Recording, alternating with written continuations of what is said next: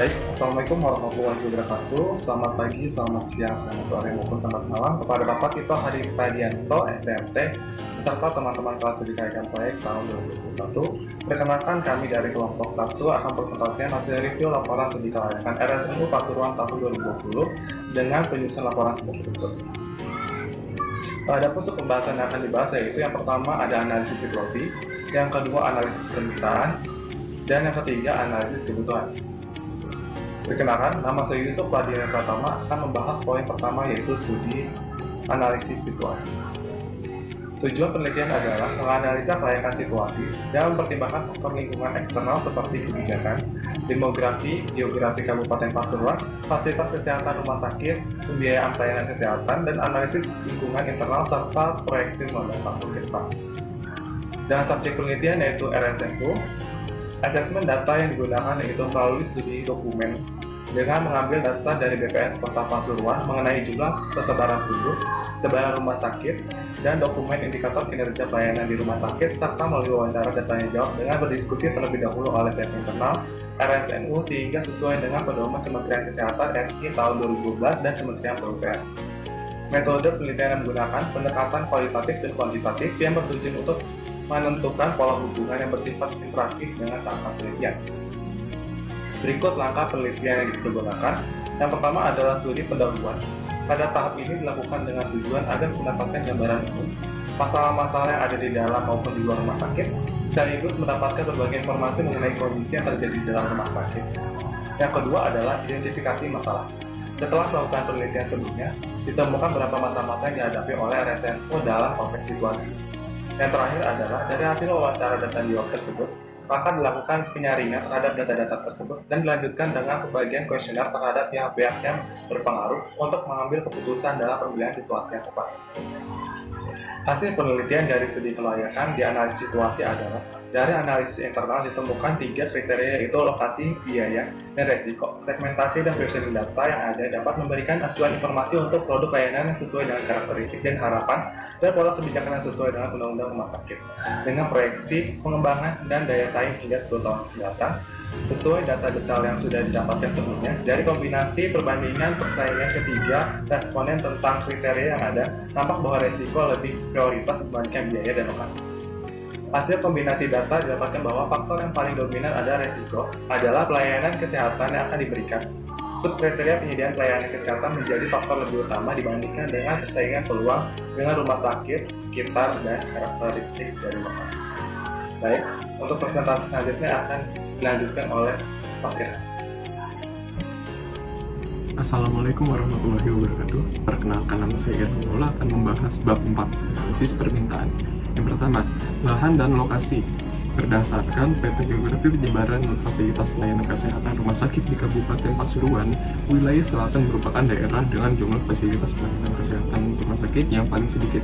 Lokasi pilihan memiliki akses yang memungkinkan rumah sakit mempunyai jalur masuk dan keluar, pemisahan akses petugas, pasien, dan pelayanan, serta akses layanan emergensi.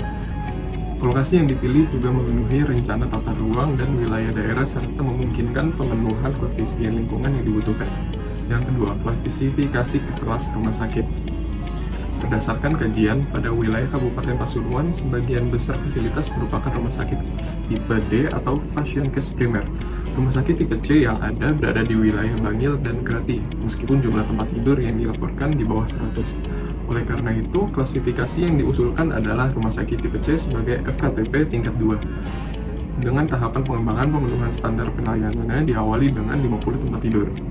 Jumlah tempat tidur yang dipersyaratkan pada tipe C adalah minimal 100 tempat tidur. Jumlah ini yang menjadi acuan target pengembangan dalam 10 hingga 15 tahun ke depan. Jenis pelayanan yang diberikan sesuai dengan standar pelayanan minimal yang harus dipenuhi rumah sakit umum, yaitu pelayanan IGD, rawat jalan, rawat inap, penunjang medik dan non-medik, kamar operasi, dan pelayanan intensif. Pelayanan unggulan RSNU adalah pelayanan penjagaan kesehatan yang berkesinambungan sejak sebelum masuk rumah sakit hingga keluar dari rumah sakit dengan prioritas pengembangan pada permasalahan kesehatan ibu dan anak, kesehatan kerja, termasuk pondok pesantren, dan penyakit degeneratif, DM, dan hipertensi, yang berdasarkan prinsip syariah serta memasukkan pengobatan komplementer sesuai syariah. Layanan komplementer yang secara spesifik menjadi unggulan pada unit rawat jalan dan diintegrasikan dalam pendekatan pelayanan rawat inap. Untuk mendukung pengelolaan pencegahan penyakit degeneratif, maka rumah sakit mengembangkan yang pertama, unit edukasi dan perubahan perilaku, kedua, unit deteksi dini tampak penyakit degeneratif, dan yang terakhir, unit nursing home care. Sekian, terima kasih. Selanjutnya saya akan menjelaskan tentang bab 5 analisis kebutuhan yang dibuat mengacu kepada analisis permintaan yang sudah dijelaskan sebelumnya.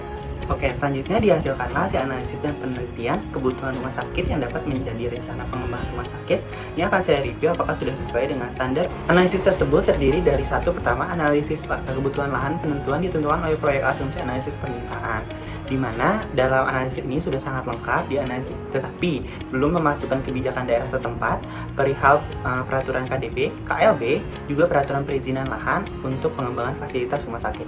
Oke, masuk kebutuhan ruang. Di bagian kebutuhan ruang telah terdapat adanya penjelasan kuantitatif dan juga kebutuhan lahan yang sudah disesuaikan dengan kebijakan dan peraturan yang berlaku mulai dari tingkat daerah sampai nasional. Nah, bagian ini terdapat sedikit perbedaan dengan standar karena bagian kebijakan harusnya masuk ke poin kebutuhan lahan. Selanjutnya pada bagian ini juga telah diurutkan secara lebih detail mengenai sebab-sebab yang jika dikerucutkan terdiri dari pengembangan lahan seperti sempadan, lahan hidau, dan lain-lain. Juga telah secara rinci dijelaskan perihal dalam skala bangunan seperti konstruksi, tangga, lantai, dan lain-lain. Juga dalam skala fasilitas rumah sakit itu sendiri seperti rawat inap, rawat jalan, dan juga gawat darurat serta untuk unit penunjang. Memasuki analisis peralatan medis tidak terdapat di jurnal tersebut, tapi disebutkan telah sesuai dengan standar rumah sakit IPD. Juga selanjutnya terdapat analisis sumber daya manusia yang mengacu pada pangsa pasar dan analisis kebutuhan ruang pada analisa kebutuhan. Analisis terdiri dari kebutuhan dan pemenuhan SDM mengacu pada analisis kebutuhan ruang seperti SDM untuk rawat inap dan sebagainya. Nah, juga dilengkapi dengan perjanjian gaji dan juga tunjangan. Dalam penyajiannya terdapat perbedaan dengan standar di mana seharusnya bagian organisasi dan juga uraian tugas dibuat subbab tersendiri. Tetapi dua dokumen studi kelayakan ini digabung menjadi satu kesatuan dengan analisis sumber daya manusia.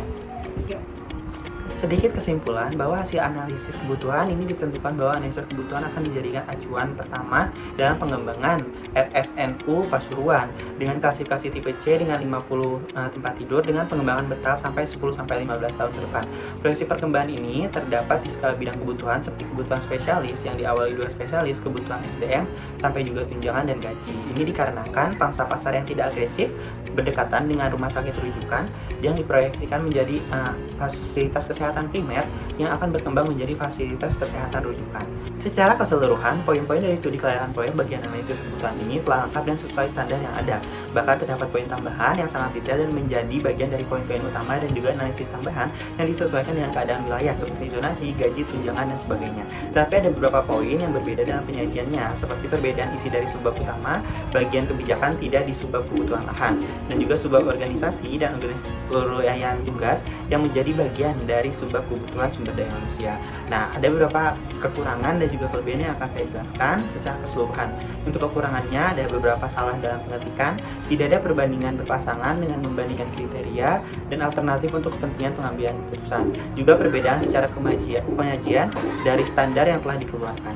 Untuk kelebihannya sudah sesuai standar yang diberikan dalam isi dan juga kelengkapan, dan juga penambahan beberapa analisis yang disesuaikan dengan kondisi dan lokasi dari studi kelayakan proyek ini dilaksanakan.